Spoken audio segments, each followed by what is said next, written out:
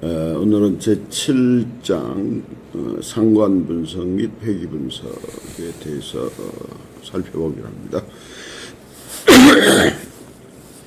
우리가 이 설명 변수와 반응 변수들이 있을 때 설명 변수들이 반응 변수에 영향을 미치고 있느냐 안 미치고 있느냐라는 그런 문제를 6장에서 다뤘었어요. 실험계획법에서 다뤘었는데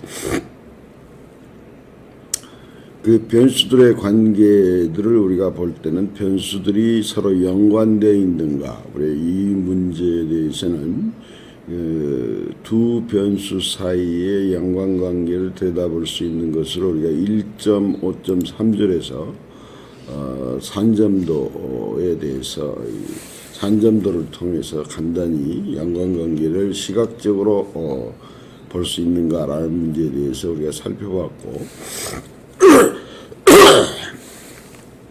또한 6장에서 그 범주형 변수들 간의 연관관계에 대해서 우리가 세 가지 검증을 했었죠.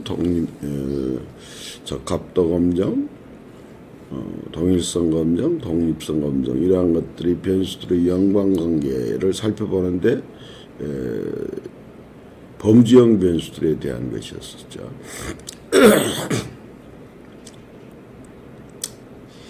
그 다음에 또한 그 영향력이 있느냐 없느냐라는 것을 보면서 그 설명 변수들의 몇 가지 이 수준을 선택해 가지고 실험을 해가고 그것이 이 반응 변수에 영향을 주는가라는 걸 살펴봤었는데요.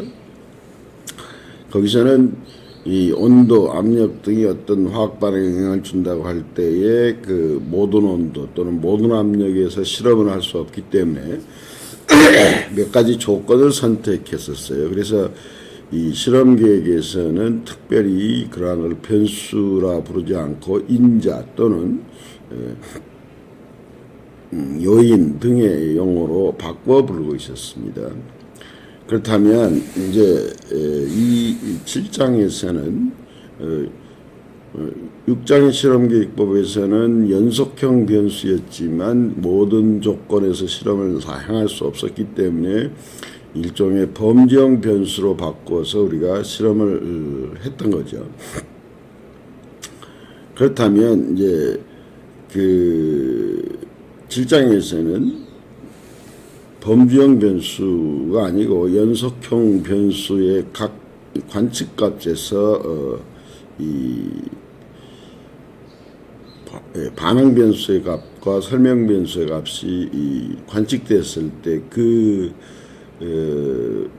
관측값을 통해서 변수들 사이에 설명 변수와 반응 변수 사이에 어떤 관계가 어느 정도로 밀접되게 관련된 어떤 관계로 어떤 관계로 밀접되어 있는가 라는 것을 살펴보고 그러한 관계를 우리가 이 관계식 또는 관계의 형태를 알 수 있다면 한 변수의 변화, 즉 설명 변수가 변화하면 다른 종속 변수 또는 반응 변수의 변화를 우리가 예측할 수 있지 않을까라는 그러한 관계를 우리가 살펴보고자 하는 겁니다. 이 7장에서는요.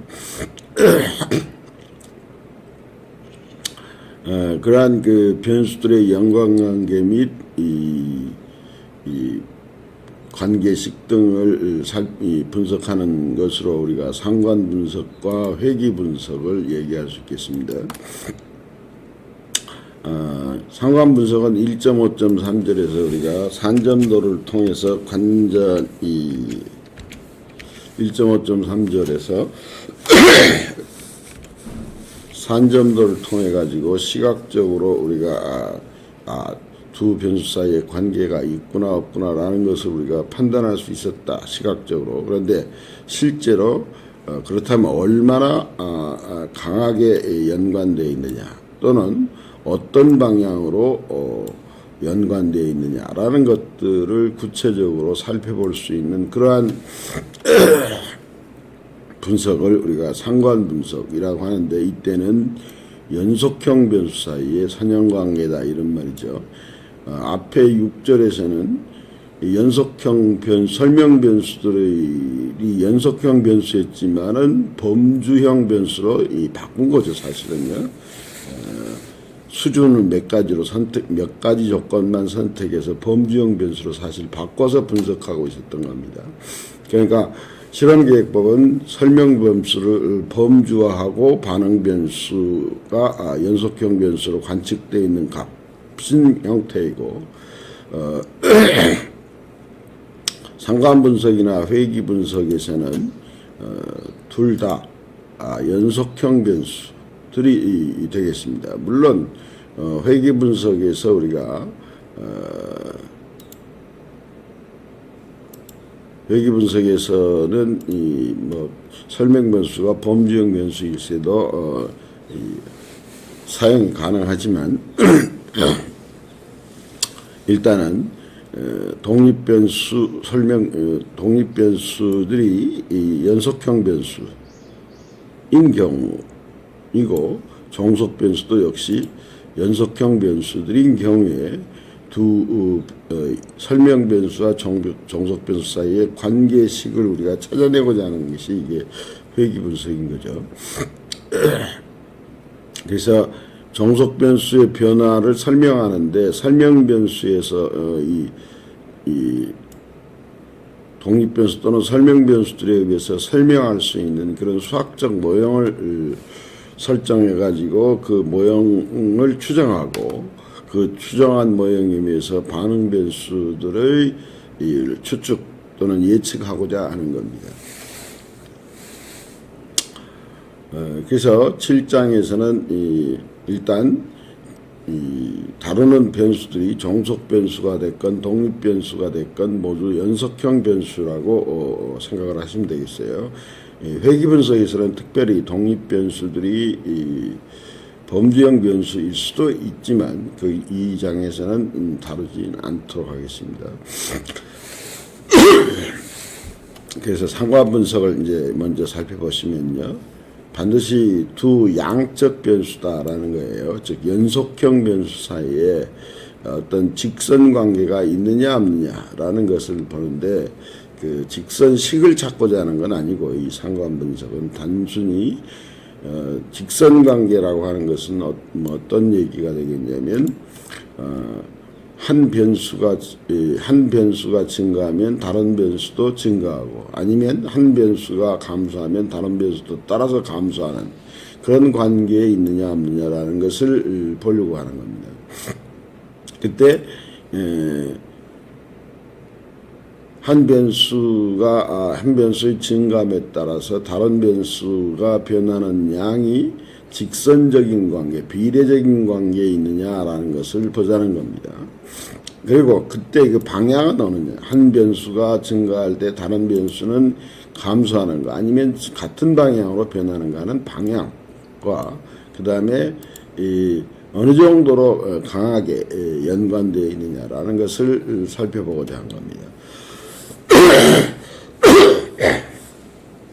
우리는 앞에서 얘기했듯이 1.5.3절에서 산점도를 그림으로서 두 변수 사이의 직선관계와 시각적으로 우리가 판단을 했던 건데, 이제 수치에 의해서 그것을 계산하고자 하는 겁니다. 두 연속 확률 변수 x와 y가 있을 때 그 x와 y의 모집단에서의 상관계수를 우리가 로라고 할 때, 이 로는 x와 y의 공분산을 x의 표준편차, y의 표준편차로 나눈 게 되겠습니다.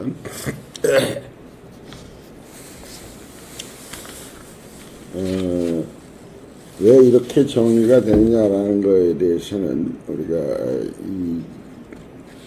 설명을 하지는 않았습니다. 근데 두 변수가 교재 46페이지를 보시면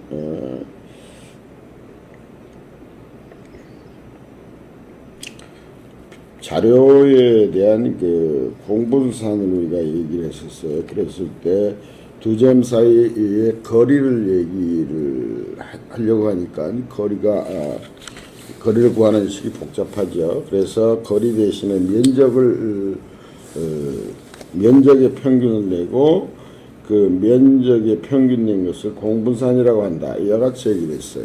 그래서 이제는 확률 변수로 얘기할 때 공분산을 그 다음에 x와 y 각각의 이 표준 편차로 나눈 걸 상관계수로 그렇게 표본 상관계수를 그렇게 정의했었는데 그걸 그대로 모집단으로 확장하면 결국은 두 개의 확률 변수 x와 y 사이에 공분산을 x의 표준 편차와 y의 표준 편차의 곱으로 나눈 것이 우리가 모집단 상관계수가 되겠습니다. 그러면 이제 이 상관계수는 어떻게 추정하느냐? 이 쌍으로 이루어진 관측치 x1, y1, x2, y2, xn, yn 이와 같은 n 개의 쌍으로 이루어진 관측치를 우리가 이별량 분포에서 추출한 크기 n인 표본의 관측치다. 그러니까 라지 x1, 라지 y1의 관측치 스몰 x1, 스몰 yn 이런 식으로 얘기를 하는 거죠. 그러면 46쪽에 정의가 돼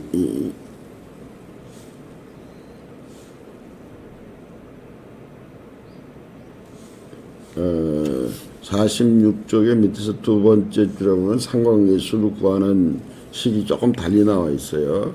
sx, sy가 돼 있는데 그 수식을 집어넣어서 보면은 그 n-1이 지워져 버리고 이와 같은 식으로 나타나게 됩니다.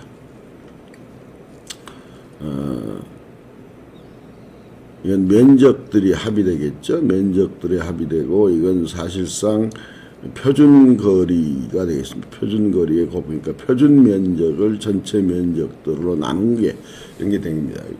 이게 여기에 분자를 n-1로 나누게 되면 공분산이죠. 그 다음에 분모의 루트 속에 있는 xi-xy 제곱의 합을 n-1로 나누면 표준편차죠. 마찬가지로 yi-y 제곱을 n-1로 나누면 역시 y들의 표준편차가 돼요. 그러면 n-1 루트, n-루트 해가지고 밖으로 이 루트 n-루트 n-이 곱해지면 n-1이 돼서 분자의 나누기 n-1한 거하고 상쇄돼서 교재 46쪽에 있는 식하고 이 식이 같은 겁니다. 그래서 표본 상관계수를 통해서 모 상관계수를 우리가 추정한다 하는 겁니다. 그러면 이 표본 상관계수의 성질에 대해서 우리가 살펴보기로 합시다. 표본 상관계수의 성질은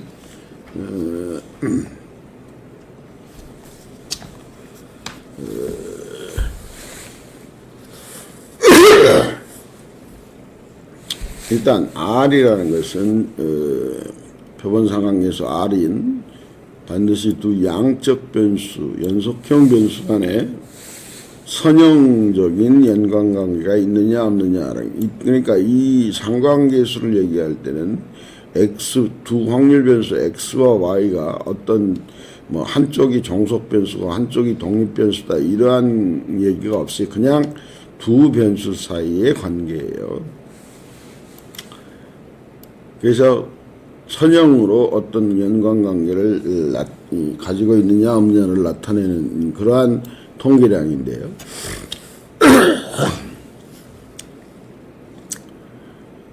그렇다면 선형 연관관계를 나타내는 거기 때문에 뒤에 다시 한번 얘기가 나오겠지만 그 두 변수 사이의 곡선적인 연관관계를 찾아내지는 못한다라는 것을 함축하고 있는 거죠.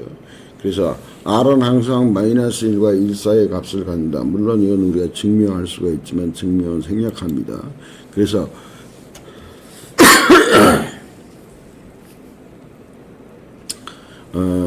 이 표본상관계수를 보면은 이 단위가 있지만은 위에 단위하고 아래 단위가 이 소거돼 버려서 이 단위가 없습니다. 상관계수는.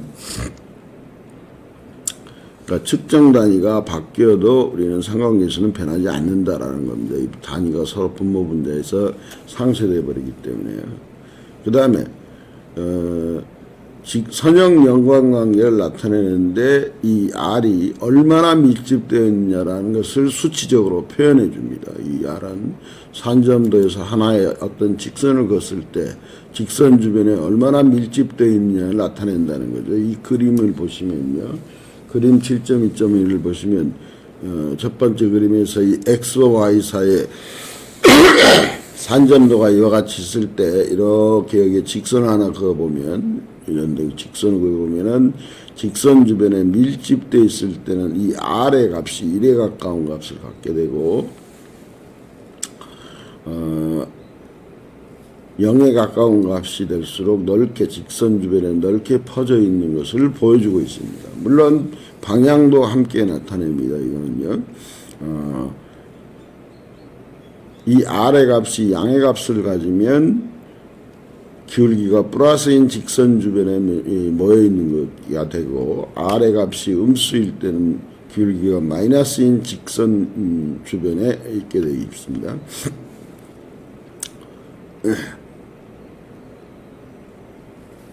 그래서 우리는 이 상관계수를 제곱하게 되면 x의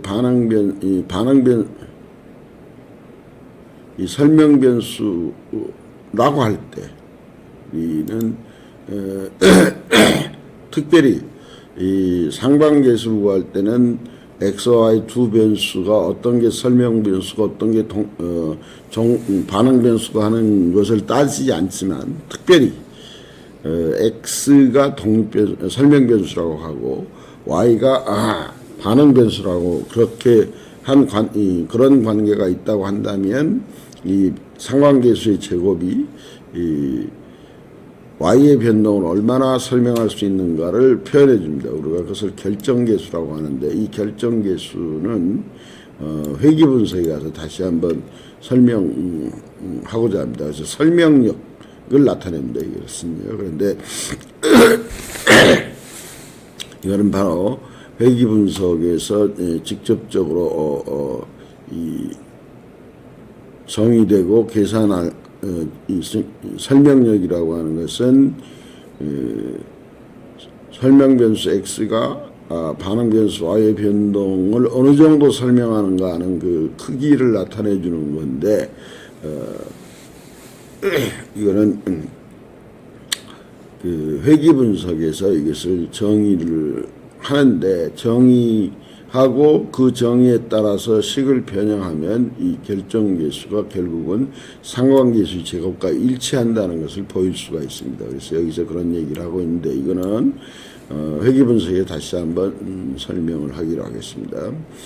그 다음에 상관계수, 이 표본 상관계수 R도 평균이나 표준편차가 우리 이상점에 많은 영향을 받는다고 했었죠. 마찬가지로 이것도 보면은 이 X바 Y바 이런 게 들어가게 돼 있죠. 관측치가 들어가고 그래서 이 이상점의 영향을 많이 받는다라는 것을 알 수가 있게 되는데 요거는 다음에 뒤에 가서 예제를 통해서 우리 설명을 하도록 하겠습니다. 그림 7.2.1을 다시 한번 보시면요.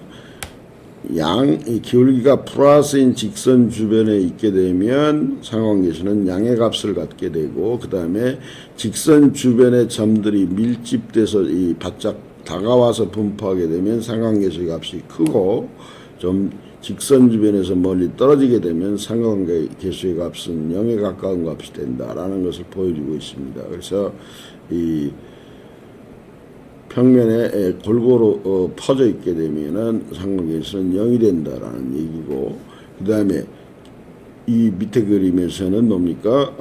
직선의 기울기가 음수일 때는 상관계수도 음수가 된다라는 얘기고, 이거는 뭡니까? 곡선 관계가 있는 거예요. 두 변수 사이에 X와 Y 사이에 곡선 관계가 있는데 이 곡선 관계는 상관계수 R이 잡아내지 못한다는 겁니다. 상관계수가 0이 나와버리는 거죠. 0이 나와도, 그러니까 우리는 상관계수가 0이라고 해서 두 변수 사이 어떤 연관관계가 없다, 단순하게 없다라고 얘기하면 안 되고, 상관계수를 해석할 때 우리는 어떻게 해석을 해야 됩니까? 상관계수가 0에 가까운 값이 나오면 두 변수 사이에 직선관계가 없는 것으로 판단된다. 이와 같이 해석을 해줘야 된다는 겁니다. 그 다음에 상관계수를 해석할 때 또 주의해야 될 점이 한 가지 있는데, 의사상관 또는 가짜상관이라고 하는 게 있어요.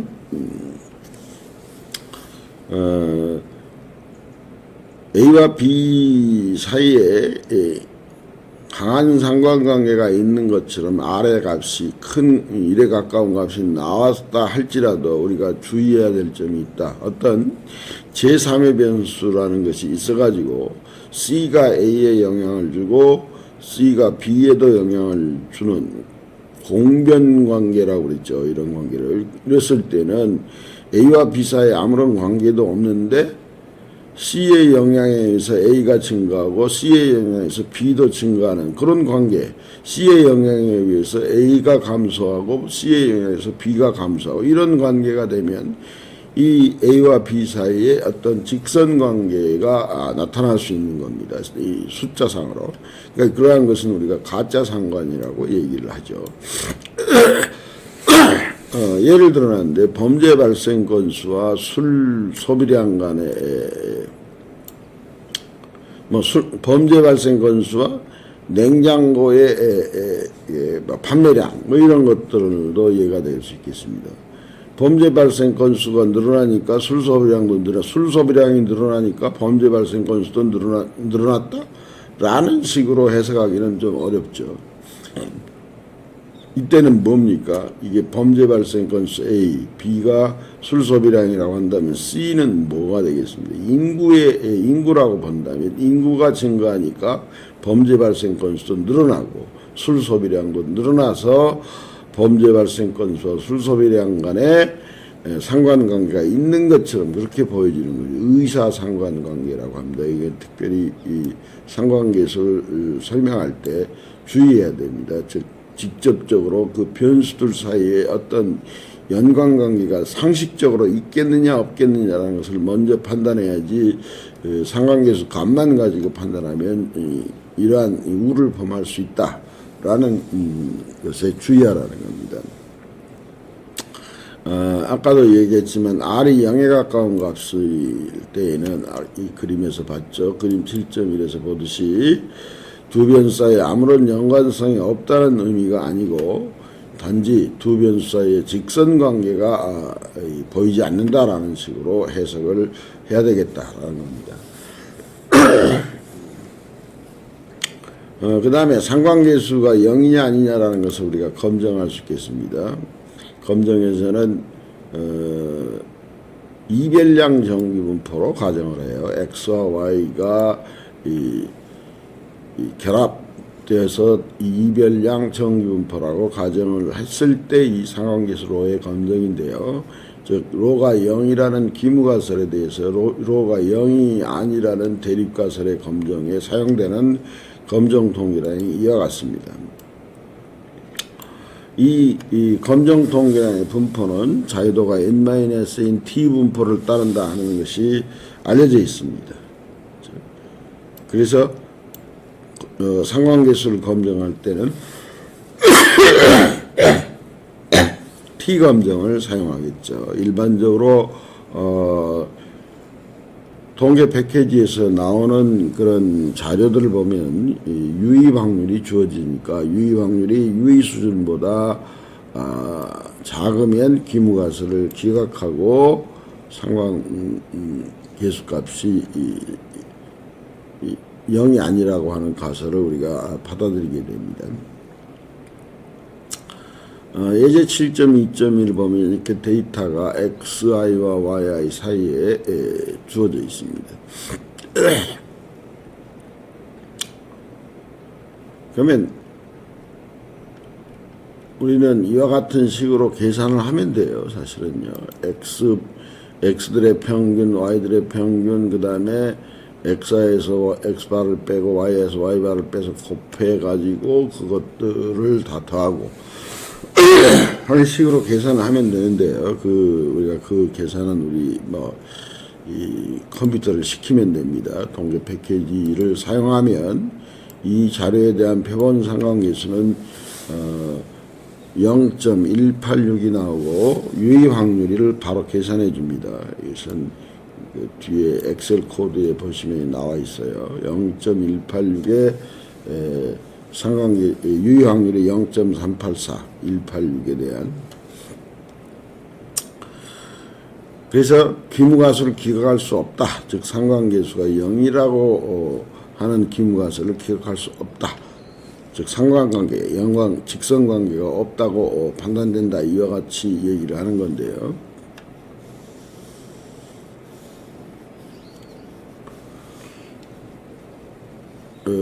이 산점도를 보시면요, 대체적으로 그렇지만 어느 정도 직선관계에 있는 것처럼 보여져요. 사실은 이런 직선 하나 그어본다면 직선 주변에 어느 정도 모여들고 있는 것을 볼 수 있는데 이 한 점은 특별히 좀 떨어져 있어요. 이 점을 우리가 이상점이라고 한다면 이 점이 6.8, x가 6.8, y가 1.8인 그런 점인데 이 이상점으로 판단돼서 이 이상점을 제외하면 표본 상관계수가 0.393, 즉 0.4로 바뀝니다. 즉 표본 상관계수 이상점 하나에 비해서 0.186이었던 것이 그걸 제거하니까 0.393으로 바뀐다라는 것을 우리가 알 수가 있죠. 그래서 이 상관계수도 이상점 영향을 많이 받는다. 그리고 이때 0.393에 대한 유의 확률은 0.603이에요. 컴마가 아니죠. 0.603이 0,063이 아니고요.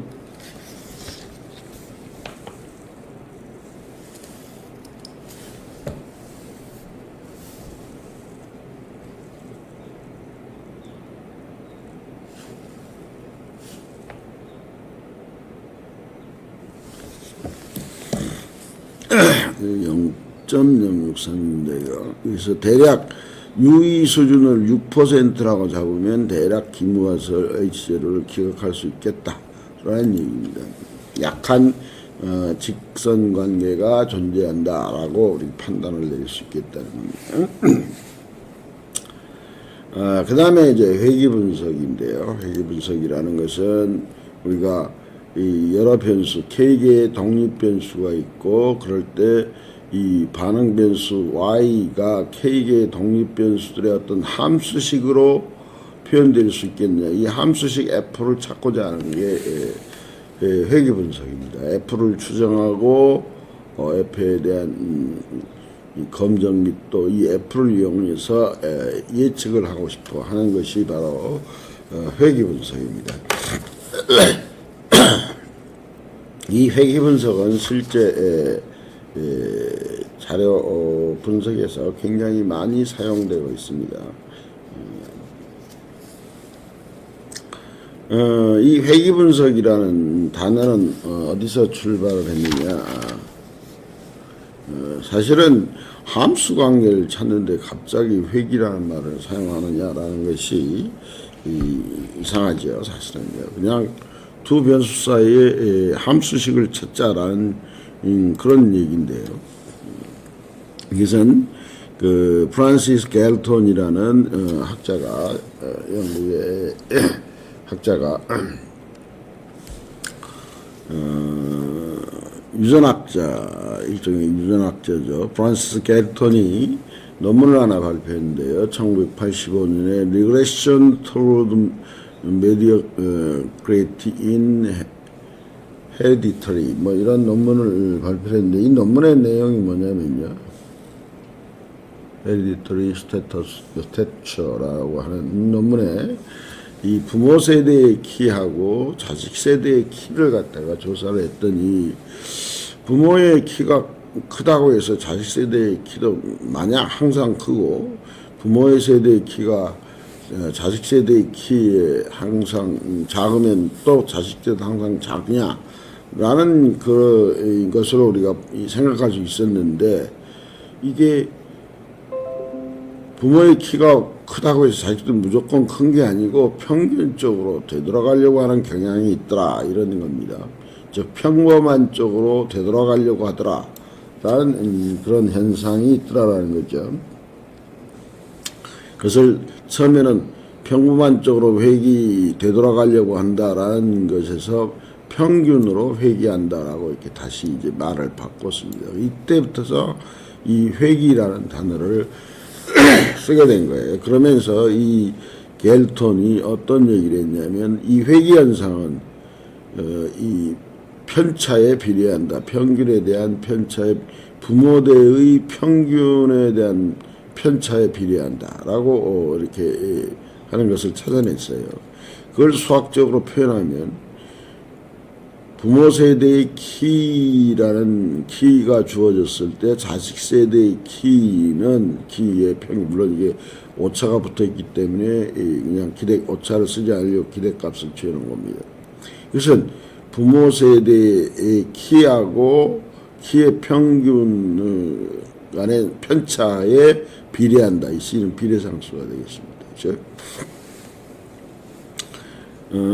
그래서 두 변수 사이의 이 관계가, 이러한 비례한다는 관계가 전혀 없다면, 요 전개라면 CX 마이너스 C 뮤 X가 되는데, 이 비례 관계가 없다면 이 X는 필요가 없는 변수가 돼가지고 마이너스 C 뮤 X가 돼서 이걸 다시 C 다시가 되죠. 그러면 부모 세대의 키가 주어졌을 때 자식 세대의 키는 고정되어 있다, 이런 뜻이 돼버리죠.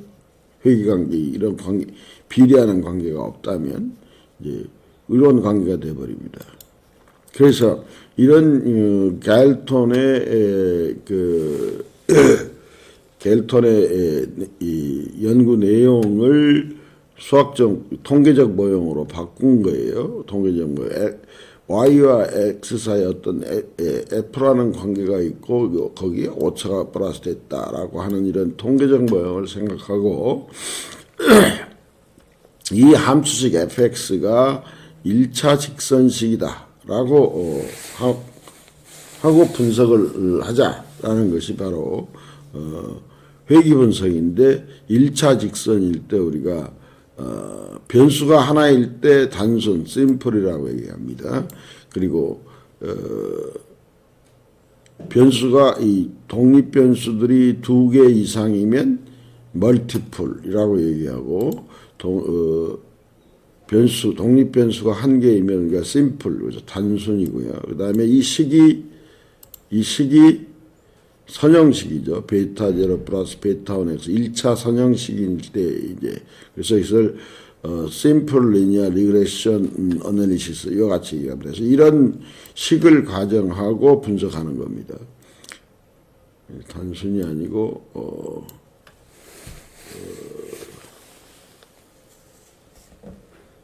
다중 또는 중회귀 분석이죠. 다중 선형 회귀 분석이 여러 개 변수들의 선형식으로 표현되는 겁니다. 우리는 이 책에는 두 변수 사이에 2개의 변수가 들어가 있는 다중 중선형 회귀 분석을 간단히 다루고 있긴 하는데, 우리는 여기서 단순 선형 회귀 분석만 다루도록 하겠습니다. 그러면 이런 이제 회귀 분석 이런 모형을 만들어 놓고, 이제 그러면 관측치들을 가지고 우리는 이 식을 추정해야 되겠습니다. 추정한다는 얘기는 이 베타 제로와 베타 1을 추정해야 되겠어요. 그것을 우리가 적합이라고 얘기를 합니다.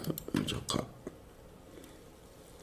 그래서 그림 279쪽의 그림을 보시면 산점도가 하나 있습니다. GNP X하고 자동차의 대수 Y 사이에 데이터가 주어져 있고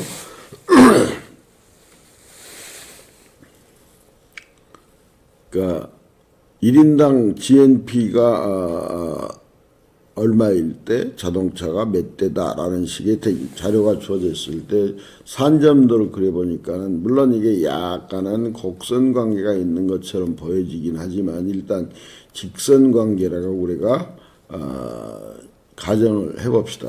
그랬을 때에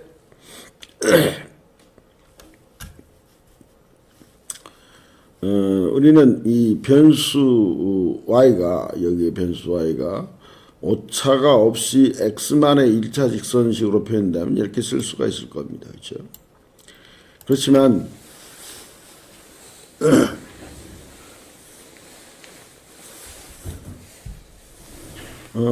우리는 오차가 없다는 것은 생각하기가 힘든 거죠. 그렇다면 이런 1차 직선식으로 우리가 나타났을 때 우리가 수학적 관계하고 통계적 관계는 어떤 차이가 있느냐. 예를 들면 이 y가 택시요금이라고 하고 x가 주행거리라고 한다면 이 택시요금 y는 정확히 기본요금 플러스 주행거리당 얼마 해가지고 이러한 1차식으로 딱 표현이 됩니다. 그렇죠? 그렇다면 x가 같으면 y는 언제나 똑같은 값이 나타나요. 그러니까 이 오차가 없게 됩니다. 오차가 있을 수가 없죠. 즉 다시 말하면 택시를 타고 왔을 때 대통령이 탔거나 거지가 탔거나 똑같이 주행거리가 똑같다면 택시 요금은 다 같다 이 말이에요. 그래서 이거 오차가 없는 이런 관계를 우리가 수학적 함수 관계가 되겠습니다. 그런데 이 y가 저축이고 x가 소득이라고 합시다. 그러면 소득이 같다고 해서 저축액이 가구마다 다 똑같냐? 그렇지는 않을 거라 이 말이죠. 즉 어떤 가구는 같은 500만 원을 한 달에 받았어도 식구가 많은 집에서는 저축액이 적을 거고 식구가 적은 집에서는 저축액이 좀 더 많을 수 있을 거다 이 말이죠. 그래서 같은 x 값에서도 y가 변한다 이 말이에요. 그러면 거기에 오차가 즉 이 소득이라는 것에서 설명할 수 있는 부분하고 소득 이외에 설명할 수 없는 부분 y가 나타나게 된 예를 들면 가족수라든지 등등의 또는 뭐 어린애가 있는 경우 또는 뭐 이 대학생이 있는 가정 뭐 이와 같은 식으로 그 소득 이외에 y의 변동에 영향을 줄 수 있는 요인들이 있는데 그건 모르겠다. 그러니까 오차라고 하자 이 말이죠. 그래서 소득에 의해서 설명할 수 있는 부분과 설명할 수 없는 부분으로 이렇게 나누게 되고 거기에 이 부분을 우리가 오차로 설정해서 모형을 생각합니다. 그러면 이 오차는 오차에 따라서 변하는 이 변동은 어떤 확률적인 성질을 갖고 있죠. 즉 어떤 확률 분포를 가지고 있다라고 생각을 하고 분석을 하고자 하는 것이 바로 통계적 관계입니다. 그래서 바로 관측치가 주어졌을 때 yi라고 하는 것은 xi 즉 설명 변수가 스몰 xi일 때 베타0 플러스 베타1 xi하고 오차가 있다. 오차의 평균은 0이고 분산은 시그마 제곱으로 동일하다. 각 xi에서 이렇게 즉 입실론 i는 평균이 0이고 분산이 시그마 제곱인 이거 그렇게 동일한 분포를 가지고 있는 그런 독립인 확률 변수들이다. 이와 같은 확률적인 성질을 도입합니다. 여기까지 요 오차항이 빠지면 수학적 모형이죠. 거기에 통계적 모형을 만들기 위해서 이 오차항이 어떤 확률 분포를 다루는 확률 변수라고 이렇게 통계적 개념을 넣는 겁니다. 그랬을 때 이와 같은 모형을 우리가 단순 선형 외기 모형이라고 합니다. 이렇게 가정하는 모형을요. 이때 베타 제로를 우리가 절편, 그다음에 절편 베타 제로하고 기울기 베타 1인데 이걸 회기계수라는 말로 부릅니다.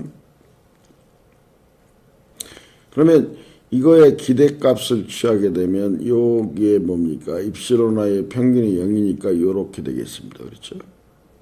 그 다음에 이 yi의 분산을 계산하게 되면 상수항에 대한 분산은 0이니까 입실론화에 대한 분산은 시그마 제곱이 된다. 이렇게 생각이 되고요.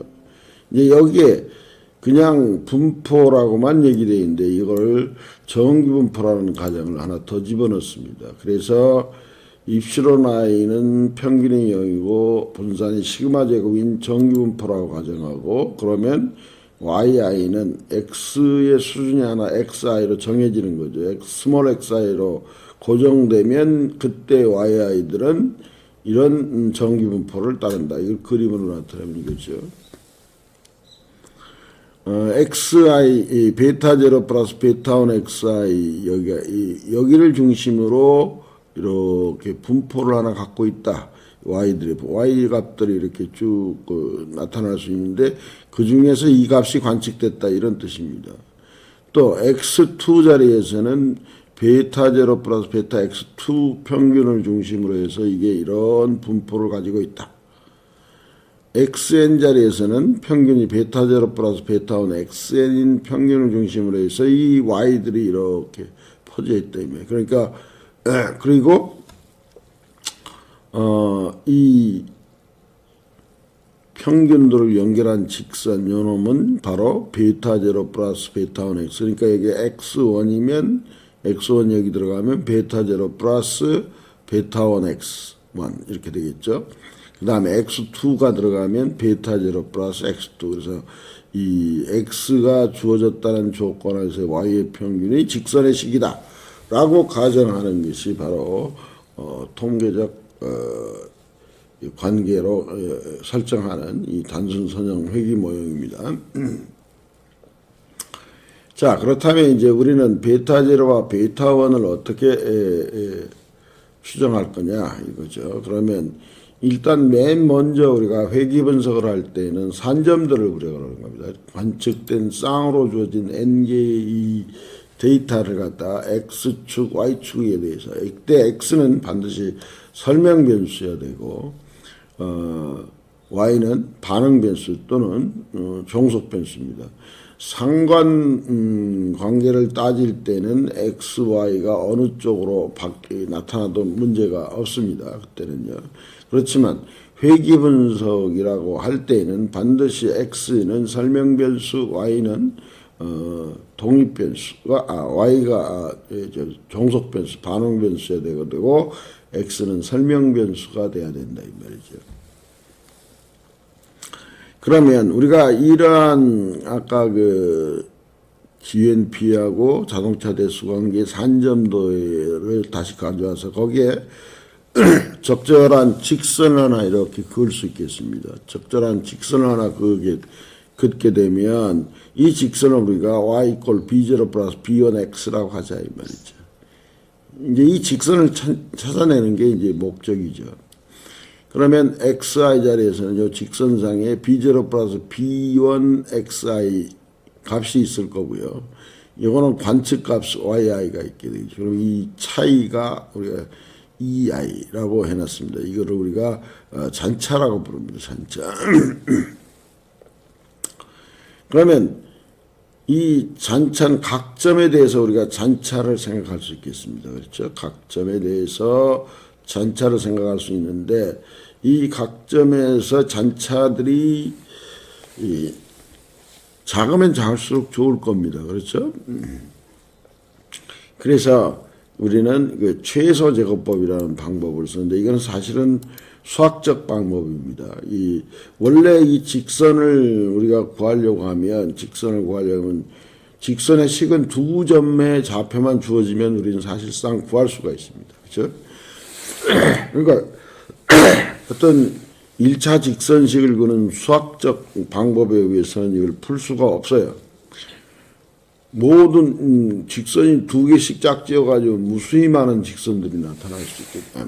무수히 많이 여러 개의 직선들이 나타날 수 있겠다. 그렇다면 우리는 그러한 많은 직선들 중에서 어떤 직선을 선택할 거냐. 결국은 이 잔차가 최소로 되는 근데 이 잔차는 이쪽 값이 평균에 해당되기 때문에 이거에 다 합은 0이 돼 버립니다. 우리 편차의 합은 언제나 0이 된다라는 것을 상기하시면 되겠어요. 그래서 잔차의 제곱합을 최소로 하는, 잔차의 제곱을 최소로 하는, 그러니까 EI의 제곱, 시그마 EI의 제곱을 최소로 하는 그러한 직선 y 꼴 b0 플러스 b1x를 찾자 하는 겁니다. 이 최소요법은 꽤나 오래된, 그 많은 관측치로부터 썼던 직선식을 찾고자 할 때 이 찾아낸 굉장히 오래된, 거의 500년 이상 된 그러한 그 방법론입니다. 그래서 최소 제곱법에 의한 그것을 사용하는데, 잔차의 제곱합이 최소로 됐으면 좋겠다라는 겁니다.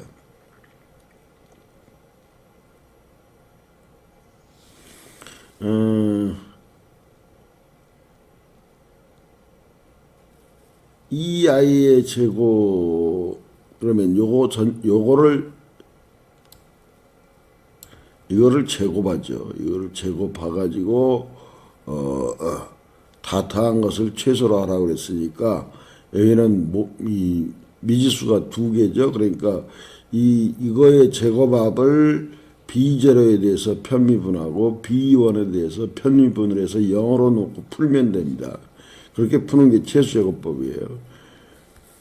그래서 EI의 제곱, 시그마 EI의 제곱을 최소로 하는데, 시그마 EI 제곱, 즉 YI 마이너스 B0 마이너스 B1XI의 제곱합을 그 제곱한과의 합을 B0에 대해서 편미분해서 0으로 놓고 B1에 대해서 편미분해서 0으로 놓은 방정식을 우리가 정규방정식이라고 합니다. 그 정규방정식을 풀면 이와 같은 식으로 우리가 얻어낼 수가 있습니다. SXY는 이거죠. 공분산 구할 때 나타냈던 식의 모습이죠. 이게 면적들의 합이에요. 이거는요. 그 다음에 밑에는 X의 표준 편차를 구할 때 나오는, X의 분산을 구할 때 나오는 거죠. 이게 나누기 N-1 하면은 이게 X의 분산이 되겠죠. 그러한 두 개를 가지고 표현됩니다. 즉, SXY를 SX, 즉, XI-X의 제곱으로 나누는 이러한 식으로 우리가 계산이 되고, B1이 구해지면 B0는 Y바 마이너스 B1 X바 이 같은 식으로 구해집니다. 그러니까 여기서 미지수는 2개이지만 실제로 구하는 거는, 자료에 의해서 구하는 건 B1만 결정되면 B0는 자동적으로 구해져 버리죠. Y바 고정돼 있고 X바 고정돼 있고 B1 구해졌으니까 B0는 자동적으로 고정이 돼서 나타나게 됩니다. 그래서 여기 실질적으로 변하는 값은 B1 하나죠. 관측값에 의해서 변하는 건 B1이란 말이죠. 그래서 우리는 물론 이거는 여러분들이 자료가 주어지면 이 상관계수 구할 때 봤던 거죠. 이게 이 공분상 구할 때 이거 구한 거고, 이거는 X의 표준 편차 분산 구할 때 구했던 겁니다. 그러한 것으로 구해가지고 이 나눠주면 베타1을 추정할 수가 있습니다.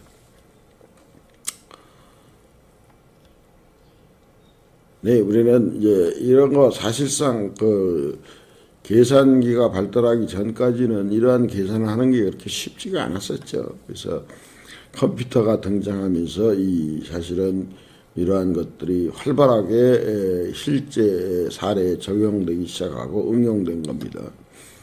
그래서 그렇게 얻어진 직선을 우리가 베타 y 햇 이꼴 베타 0 햇 플러스 베타 1 햇 x 이렇게 했는데 이때 이 y의 추정치는 여기서 보시면 여기 값, 요 평균이 있죠. 베타 0 플러스 베타 1 x1 베타 0 플러스 베타 베타 1 빠졌군요.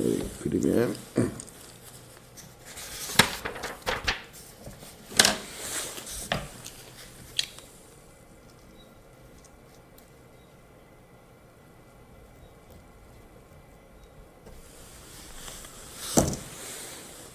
베타 1 x2 이거는 베타 1 xn이에요. 요 값들을 추정한 거예요. 이 추정 회귀 직선에서 추정된 이것은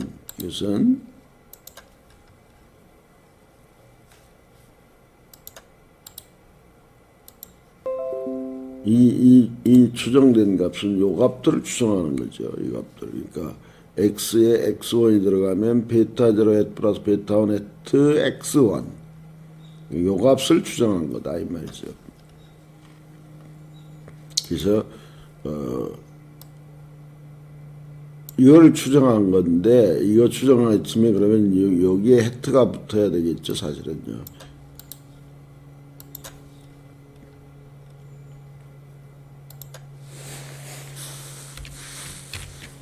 그러다 이 말이죠. 요 자리는 이거죠. y 기분 x의 기대값을 추정한 건다. 추정한 거죠 사실은요. 그걸 간단히 우리가 y 해시라고 붙인 겁니다. 자, 그래서 이제 그 직선의 적합 관계를 먼저 살펴봅시다. 예제 7.3.1을 보시면은 36개의 데이터가 있어요. 광고비하고 판매액에 관한 데이터. 그러면 광고비를 투입하면 판매액이 늘으냐, 줄으냐, 뭐 이런 것들을 보고자 하는 거니까 판매액은 광고비에 영향을 받을 것이다. 그러니까 광고비가 독립변수가 되겠고 판매액이 종속변수가 되겠습니다. 그래서 산점도를 그려보니까 거기에 어떤 적절한 직선을 하나 그리면 그 주변에 있게 되겠다. 즉 x가 증가하면 y도 증가하는 그런 어떤 선형 모형을 우리가 가정할 수 있겠다. 그래서 모형을 이렇게 가정하죠. 베타 0 플러스 베타 1 x 플러스 오차.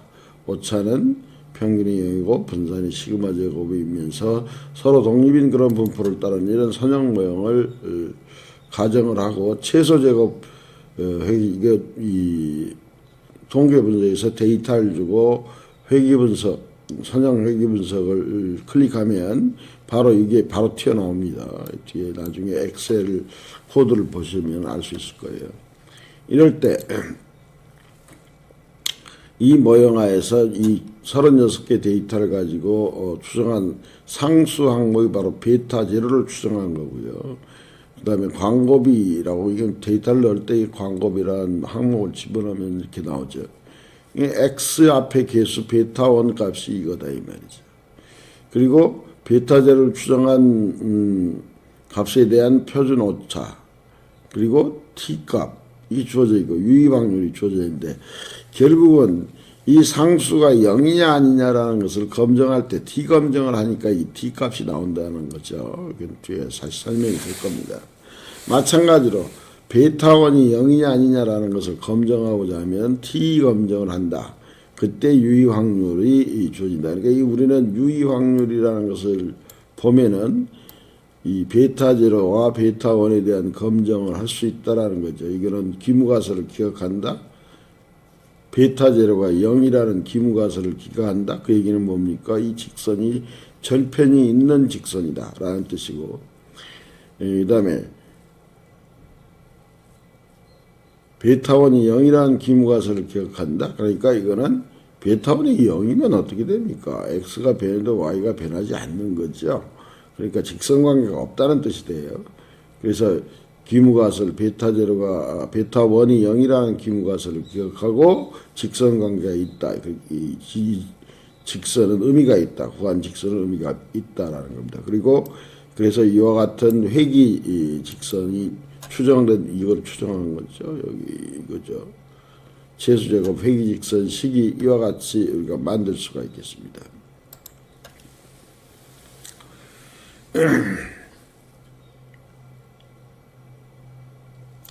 그 다음에 이제 우리 이 오차항은 이런 분포를 따른다고 했으니까 이 분산을 추정할 필요가 있겠네요.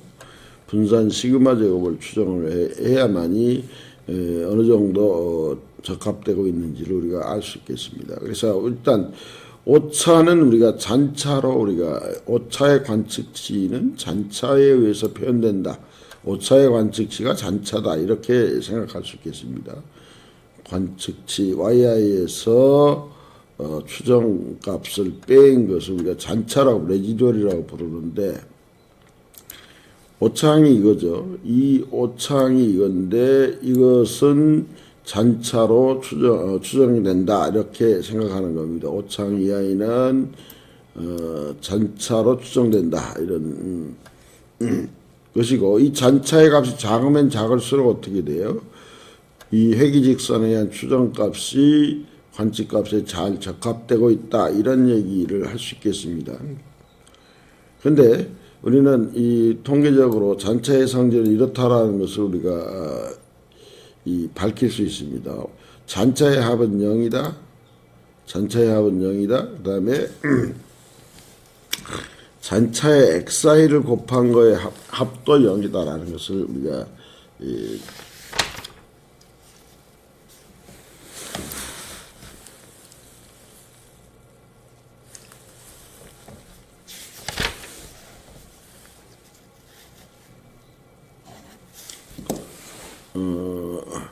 그래서 이 시그마 제곱의 추정은 결국은 잔차의 제곱의 합이 0이니까 이것들의 평균은 0이겠죠.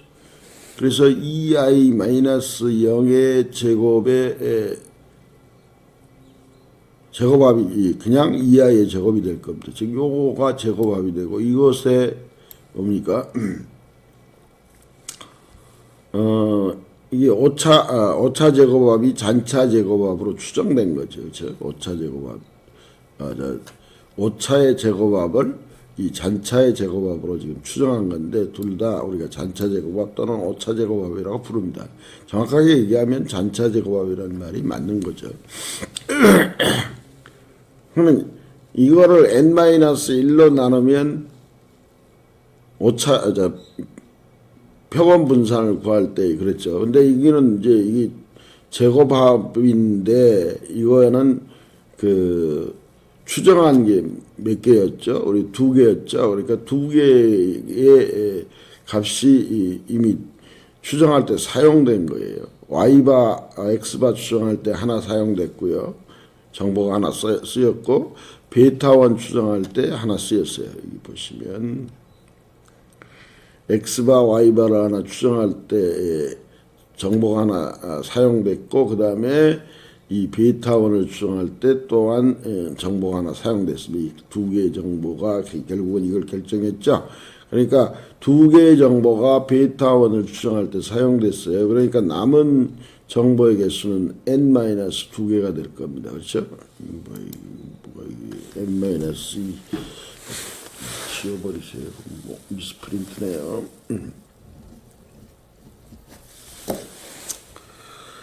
제곱합을 n-2로 나누는 겁니다. 이게 없애버리세요. 앞에 n-2인데 이런요. 그래서 이것이 이 분산을 추정하는 식입니다. 평균 제곱 오차예요. 자, 그러면 이제 이런 식으로 해서 이 평균 제곱 오차, 즉 시그마 제곱의 추정값이 작으면 작을수록 좋은 게 되겠죠. 그렇죠? 그러면 이제 실제로 아까 이미 벌써 얘기했지만 이 유의 확률에 의해서 우리가 베타 제로와 베타 1에 대한 가설을 검증할 거다라는 얘기인데, 본격적으로 추론에 대해서 생각해 봅시다. 그러면 이 오차 제곱합 또는 잔차 제곱합이 작을수록 좋겠다라고 했다면 얼마나 작아야 되냐, 얼마나 작아야지 직선이 잘 적합되어 있냐라는 것을 우리가 살펴봐야 되겠어요. 그러면 그거에 대한 것을 살펴보기 위해서 우리는 관측값이 xi, yi가 여기 있으면요, 여기가 y바라고 하자 이 말이죠. 그러면 관측값 yi가 y바로부터서 이 떨어져 있는 거리, 우리가 편차인데, 이 편차가 어떻게 해서 발생한 거냐? x가 이만큼 증가되어 왔으니까, x가 여기서 이만큼 증가됐으니까 y도 이만큼 증가한 거다. 즉, 이 부분은 x의 변동에 의해서 설명할 수 있는 부분이 되겠습니다. 그리고 이 부분은 설명할 수 없는 잔차죠. yi에서 yi 해트를 뺀 부분이니까요. 두 개로 나눌 수가 있겠어요. 그러면 언제나 제곱합을 생각하죠. 제곱 총 변동에 대한, 즉 yi-y바의 제곱의 합 총 변동에 대한 제곱합은 설명할 수 있는 부분, 즉 이것 회기직선에 설명할 수 있는 부분, 그래서 회기제곱합이라고 하고 설명할 수 있는 오차 부분으로 따질 수가 있게 되고, 그러면 결국은 총 제곱합이 설명할 수 있는 이 회기제곱합의 대부분이고 오차의 제곱합이 작으면 좋겠죠. 그렇죠? 이 값은 아주 작고 이 값이 아주 크다면 우리는 이 회기직선이 의미가 있는 걸로 생각할 수 있겠습니다. 그래서 총 제곱합은 회기제곱과 오차제곱합으로 나눠지는데 SST, SSR, Regression Sum of Square 그래서 SSR, Error Sum of Square 그래서 SSE 이렇게 표현합니다. 그러니까 총 제곱합이 이렇게 쪼개지니까 이게 컸으면 좋겠다 이 말이죠. 그렇죠? 그래서 총 제곱합분의 회기제곱합을 우리가 이렇게 SST분의 SSR이라고 하는데 이걸 R제곱이라고 넣고 결정계수라고 부릅니다. 결정계수라고 부릅니다. 그런데 이 결정계수가 뭐냐면요. X와 Y의 상관계수의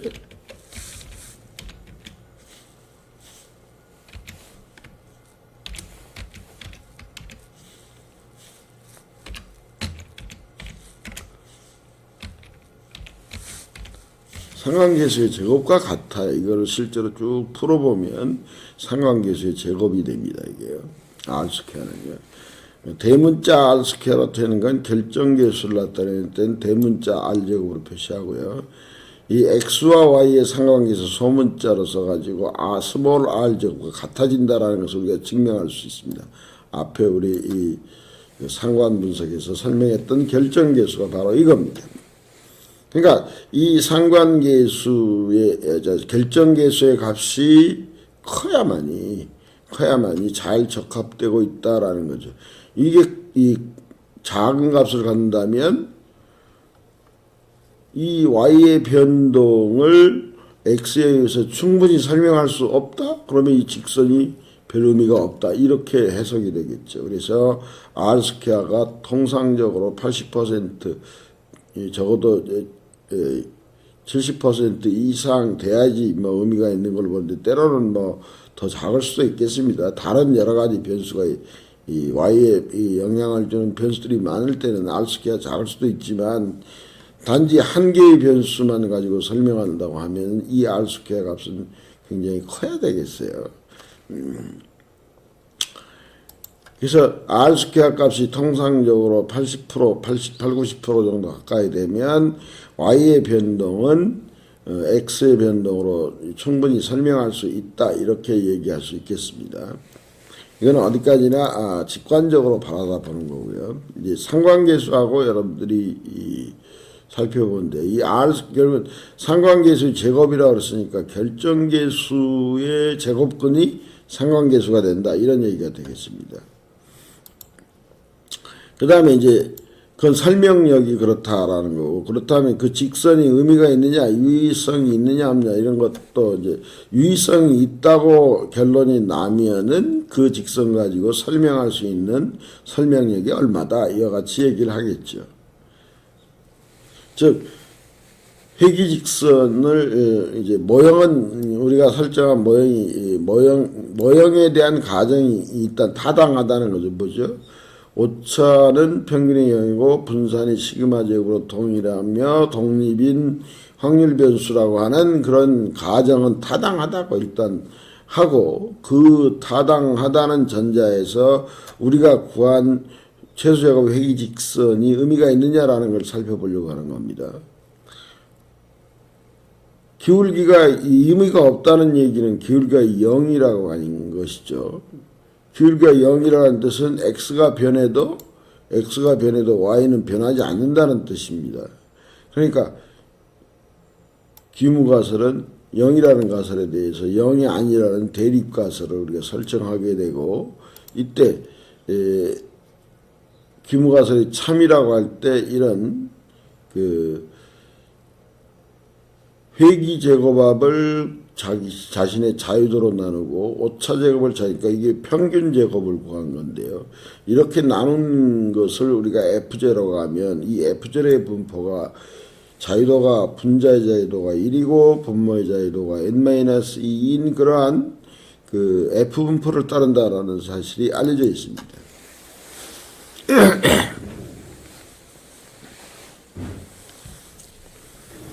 그래서 결국은 우리는 F 분포를 따른다고 하니까 F 검정을 하겠죠. 그렇죠.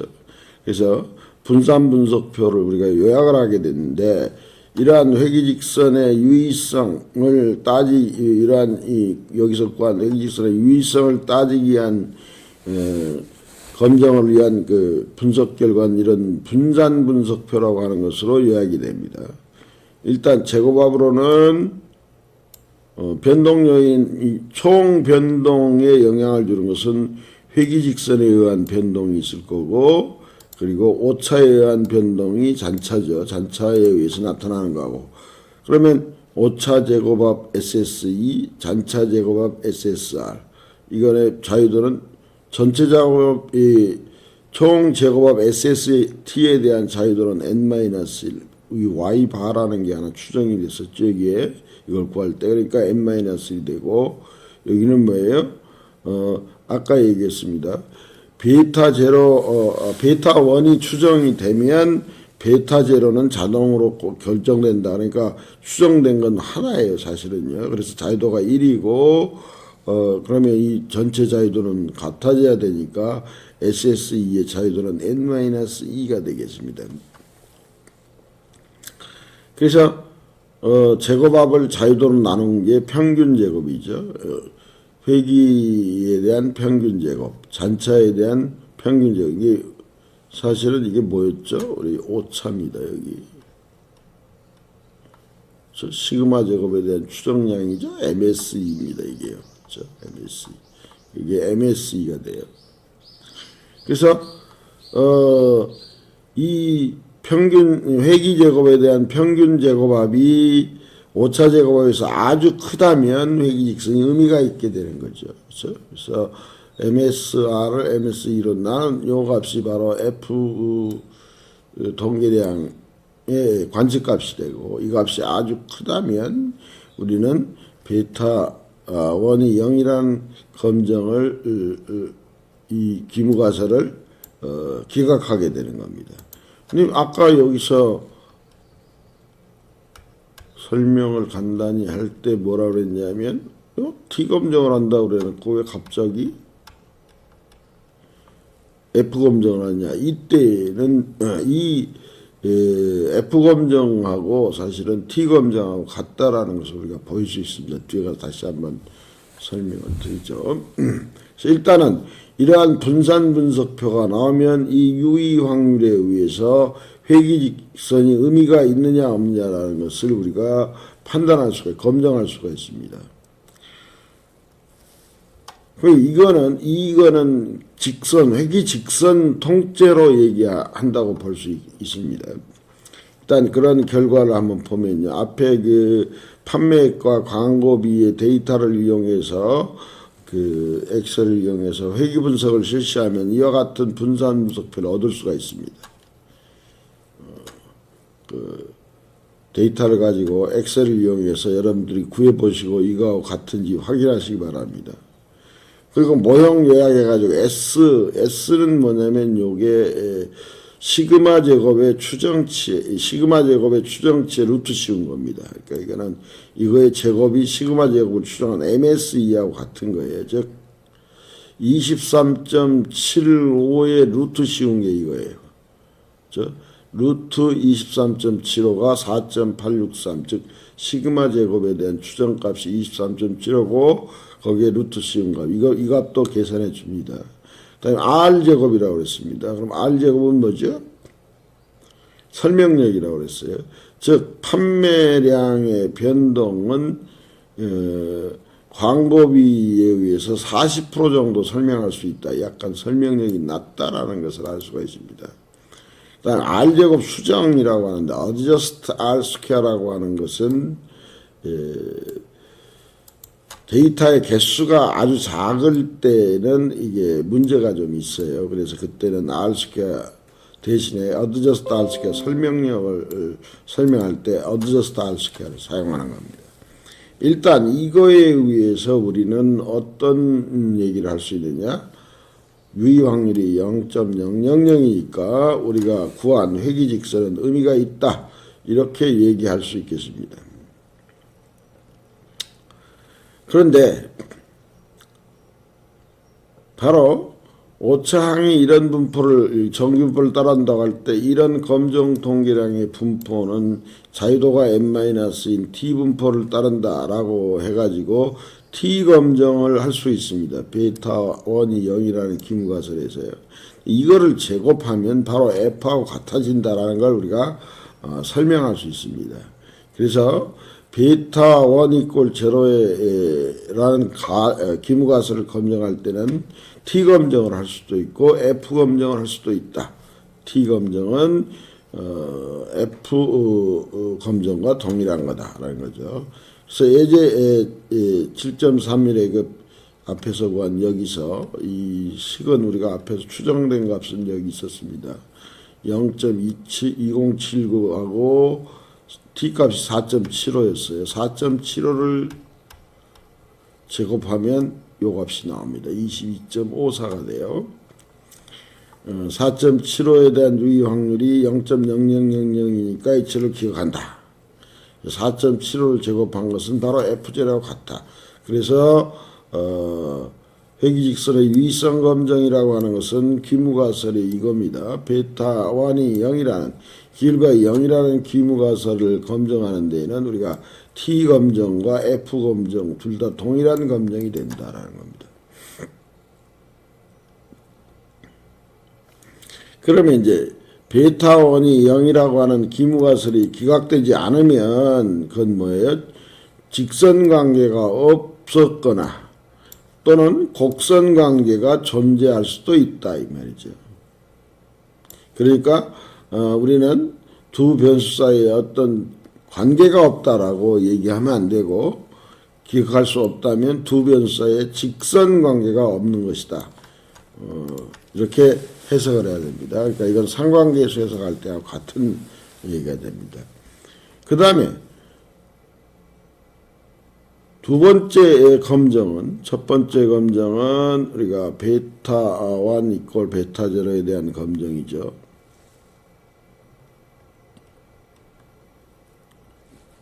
이 검정이고 또 하나는 이거는 기울기가 0이냐 아니냐라는 검정이고 또 하나의 검정은 뭐가 있습니까? 절편이 0이냐 아니냐. 직선은 직선이로되 원점을 지나는 직선이냐 아니냐라는 것을 우리가 따져볼 필요가 있습니다. 그렇죠? 그러면 만약에 이것도 똑같이 T검정을 하게 됩니다. T검정. 이거 분포가 T분포이기 때문에 T검정을 하게 되고 여기서 검정 통계량의 관찰값이 12.31 앞에 있었죠. 어딥니까? 예, 12.31이고 유의 확률이 0.000이다.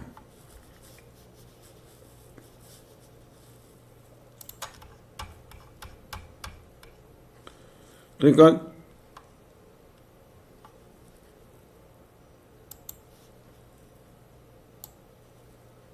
이 검정에서 H0 즉 베타 제로가 0이라고 하는 절편이 0이라고 하는 기무가설을 기각한다. 그러니까 절편은 0이라고 할 수 없다. 그러니까 절편이 있는 직선이다. 우리가 분석한 자료에 의하면 거기에 적합한 직선은 절편이 있는 자료다라는 뜻이 되고 만약에 베타 제로가 0이라는 기무가설이 기각되지 않는 경우에는 어떻게 됩니까? 그러니까 이건 절편이 0이다. 그랬으니까 이게 기각되지 않은 경우에는 다시 분석을 해야 됩니다. 모형이 바뀌어야 되겠죠. 베타 제로가 빠진 원점을 지나가는 직선으로 놓고 분석을 해야 됩니다. 이 동계 패키지의 회귀 분석에 들어가면 이거 옵션을 선택하게 돼 있어요. 그리고 원래부터 이거는 x가 0이면 y가 0일 수밖에 없다. 그럴 때는 당연히 원점을 지나가는 직선으로 가정을 해야 됩니다. 그래서 절편이 0이냐 아니냐라는 옵션을 줘가지고 선택하게 되어 있습니다. 그래서 그 분석할 때에 이 가정을 선택을 해주게 되어 있습니다. 잘 모를 때에는 검정을 해가지고 0이냐 아니냐라는 것을 갖다가 절편이 0인가 아닌가라는 것을 검정을 해가지고 이 절편이 0이라고 판단이 되면 분석을 다시 해야 된다. 원점을 통과하는 회귀직선으로 다시 분석을 해야 된다. 이런 얘기입니다. 그 다음에 이제 우리는 여기서는 앞에서 얘기했듯이 이와 같은 이 세 가지가 나오죠. 분석하면 이게 나와요. 회귀 직선에 대한 추정과 관련된 문제, 그 다음에 설명력 등등에 대한 분산 분석표, 모형 요약 이런 것들이 나오게 되면 이걸 가지고 뭘 따지는 거죠? 이 세 가지를 가지고 우리가 보는 것은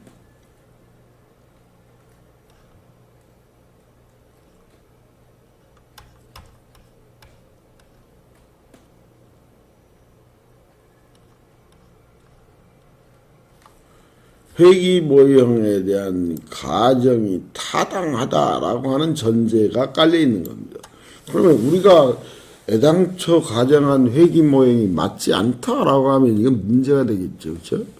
이건 아무런 의미, 지금까지 한 유의성 검증은 아무런 의미가 없게 된다 이 말이에요. 그러니까 회귀 모형에 대한 가정이 타당하냐? 이것이 보다 더 먼저 우리가 검토해야 될 사항입니다. 사실은요. 물론 이 적합한 직선이 의미가 없다면 이것도 할 필요가 없는 거죠. 그러나 회귀 직선이 잘 적합되었다라고 한다면 우리가 가정한 모형이 타당하냐라는 것도 우리가 살펴봐야 된다는 겁니다. 그래서 그러한 모형에 대한 가정한 선형 모형에 대한 타당성을 우리가 살펴봐야 되는데 그 타당성을 살펴보는 것을 우리가 잔차 분석이라고 합니다.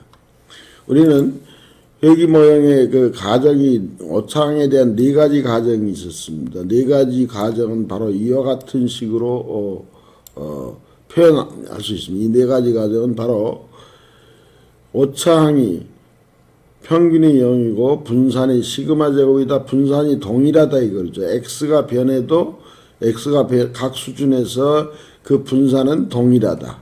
그리고 오차항은 독립이다. 정기분포를 따른다.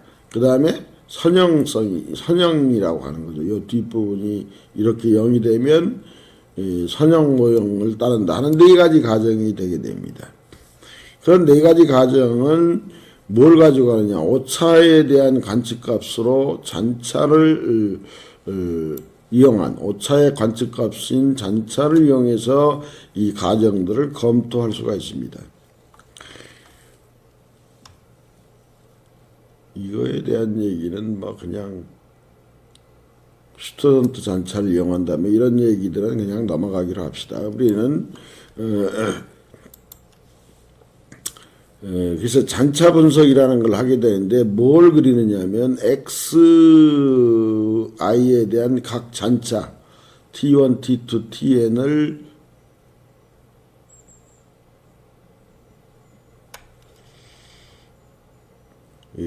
원래 오차가 잔차가 ei였는데 스튜던트한 잔차 ti, ei를 쓰거나 ti를 쓰거나 하는데 이거는 뭐 이 잔차, 이 표준화 잔차 ti를 썼다고 생각하시면요. 이런 표준화 잔차에 대해서 x축에는 x들의 관측값 각각에 대해서 잔차를 이렇게 그린 이런 잔차도를 산점도도 사실은요. 그렇죠? 이 잔차도를 통해서 우리가 이 모형의 타당성을 검토하게 됩니다. 이러한 이 그림 7.3.6과 같은 잔차도가 네 가지 모형을 만족하는 타당하다고 하는 것을 입증하는 잔차도라고 보여집니다. 그래서 여기 설명했죠. 전체적으로 0에 대해서 대칭적으로 거의 대칭적으로 분포하고 있고, 왜냐하면 원래 잔차의 합은 0이니까요. 대칭적으로 분포하고 있고, 이 변동폭이 크지 않아야 되는 거죠. 일정하다고 그랬으니까요. 그 다음에 어떤 감소하다 증가 감소이 어떤 패턴을 나타내거나 이렇게 어떤 그 함수 관계를 나타내면 안 된다는 겁니다. 그 다음에 플러스 마이너스 2 이내에 대개 나타나야 된다. 그러면 이 바깥으로 밖으로 빠져나가게 되면 이게 뭐에 해당해요? 이상점일 가능성이 높다라는 걸 나타냅니다. 하나하나 살펴보면요. 선형관계나 이상치에 대한 검토 이런 경우를 보시면요. 잔차가 어떤 곡선관계를 나타내고 있죠. 그러면 이거 우리가 선형이라고 가정했던 것이 잘못됐다라는 걸 말하는 겁니다. 그렇죠? 이럴 때는 곡선획이라는 다른 방법을 쓸 수밖에 없습니다. 이런 경우에는 여러분들이 직접 다루기는 힘들고 통계학자들의 자문을 구하는 것이 좋습니다. 그 다음에 오차 잔차도를 그렸더니 이런 식으로 퍼져나가더라. 이 얘기는 뭡니까? X값이 커지니까 이 잔차의 이 분포가 증가하고 있는 모양새를 나타내고, 이건 뭡니까? 분산이 동일하다고 하는 그런 가정에 어긋나는 거죠. 등분산성에 대한 어긋남이죠. 물론 이러한 경우에는 가중회귀 분석이라는 것을 사용하게 됩니다. 그래서 잔차 분석에 의해서 이상한 모양이 나타나게 되면 사실상 통계 전문가들의 도움을 받는 것이 필요합니다. 오차의 독립성 검토, 이것도 여러분들이 보게 되면 이게 독립인가 아닌가 라는 걸 바라보기에 쉽게 눈으로 보기 힘듭니다. 그러나 전문가들의 입장에서 보면 이게 증가했다가 감소했다가 증가했다가 감소했다가 하는 그런 관계를 우리가 얼핏 볼 수가 있어요. 이런 걸 우리가 자기상관이 있다고 얘기를 합니다. 증가하는 경향을 계속 앞에 거에 영향을 받아가지고 한번 떨어지면 계속 또 떨어지는 경향을 보이다가 다시 올라가다가 내려가다가 올라가다가 내려가다가 올라가다가 뭐 이런 그 직전 잔차의 영향력을 받는 걸 보고 우리가 자기상관이라고 부릅니다. 그걸요. 근데 눈으로 보기에 이게 쉽지가 않죠. 그래서 이때는 우리가 더비노아슨 통계량이라는 것을 가지고 보게 되는데, 이 더비노아슨 통계량은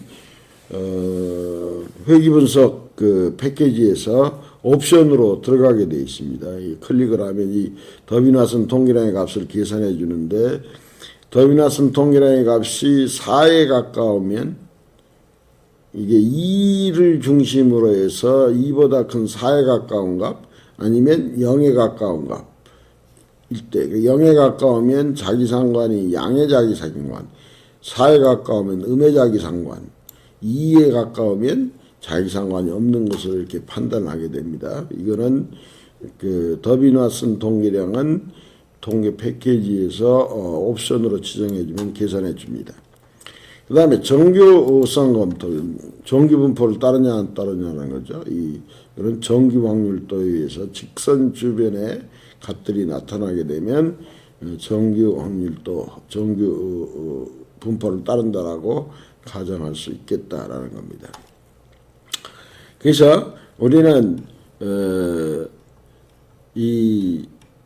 이러한 그 회기직선의 타당성, 적합도 또는 유의성 이러한 것들에 끝나면 안 되는 거고, 반드시 뭘 해야 된다고요? 잔차 분석을 해야 된다. 그래서 잔차 분석을 해서 여러분들이 주의해서 볼 것은 어떤 이런 패턴이 나타나거나 분산이 이렇게 커질 때, 이런 자기 상관관계가 있을 때, 이거는 우리가 뭘 가지고 판단할 수 있다고 그랬죠? 더비노아슨 통계량 값을 이 값이 그 4나 0에 가까운 값이거나, 또는 분산의 모양이 이렇게 퍼져갈 때나, 또는 어떤 잔차가 패턴을 그리거나 이런 것들이 나타나게 되면 일단 모형의 타당성이 의심스럽기 때문에 통계 전문가의 그 도움을 구하는 것이 좋겠어요. 그 다음에 이제 그 중외기 분석이 있는데 변수 두 개인 경우를 가지고 예를 들어놨는데 이거는 여러분들이 한번 쭉 읽어보시고 참고 삼기 바랍니다. 강의는 여기까지 하는 걸로 마치겠습니다.